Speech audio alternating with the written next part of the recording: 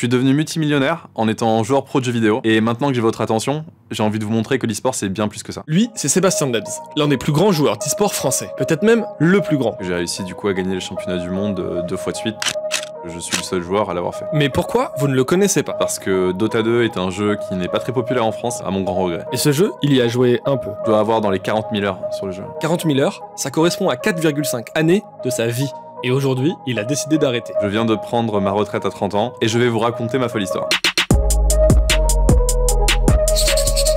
J'ai démarré, on n'était pas payé, on était amateur en fait. Le premier salaire que j'ai touché, ça doit être au bout de 4 ou 5 ans, et je crois que c'était 125 $ par mois. Pour nous déjà, ça voulait dire quelque chose. Et les premiers maillots que j'ai eu, moi c'était un t-shirt avec le nom d'un magasin d'informatique local qui avait mis 500 € au pot pour qu'on puisse aller sur le tournoi. Donc là maintenant je suis avec mes jerseys, avec les dizaines de sponsors. Maintenant on est sur des tournois où il y a plusieurs millions de dollars en jeu et ça remplit des stades. Ladies and gentlemen, are here the Dota 2018 International Championships Grand Finals.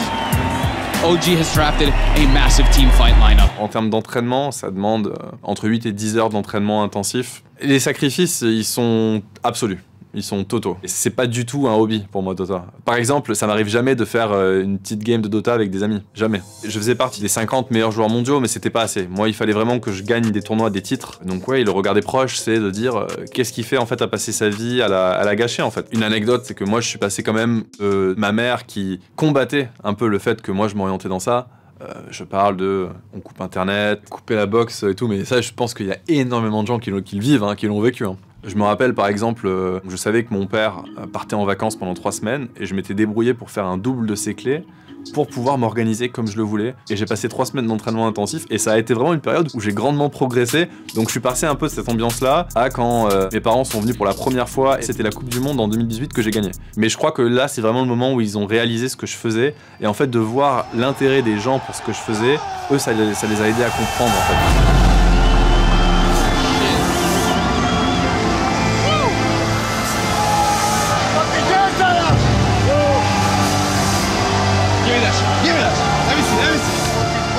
Ça, c'est des moments qu'on vit et en fait tout le parcours avant il se justifie comme ça en 1 seconde.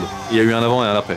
C'est-à-dire qu'après c'était, il collectionnait les articles qu'il voyait passer, il les encadrait sur les murs, donc moi j'en demandais pas tant, c'était exceptionnel, même c'était trop de fierté. On va réaliser après.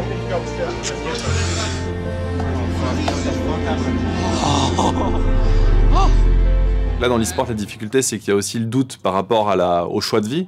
Parce qu'il est bien plus fort que quelqu'un, par exemple, qui aujourd'hui est très talentueux dans le foot ou dans le basket et qui veut faire une carrière de footballeur. Lui, il a plutôt le soutien de ses proches, en général. Quand on commence, on n'a aucune certitude de ça. Quand on commence, on est dans le flou absolu. Dota, pour moi, c'est une montagne dont j'ai jamais vu le sommet et je suis sur le flanc et je monte et c'est épuisant. Une carrière, c'est long, c'est très exigeant, ça demande beaucoup d'efforts, beaucoup d'investissement, beaucoup de temps. Et là, après plus de quasiment 12 ans, je ne peux plus tenir la cadence que la compétition de haut niveau demande. J'aimerais que ce soit compatible en fait de poursuivre une vocation dans l'e-sport comme on poursuit une vocation dans le sport ou dans d'autres secteurs de l'économie.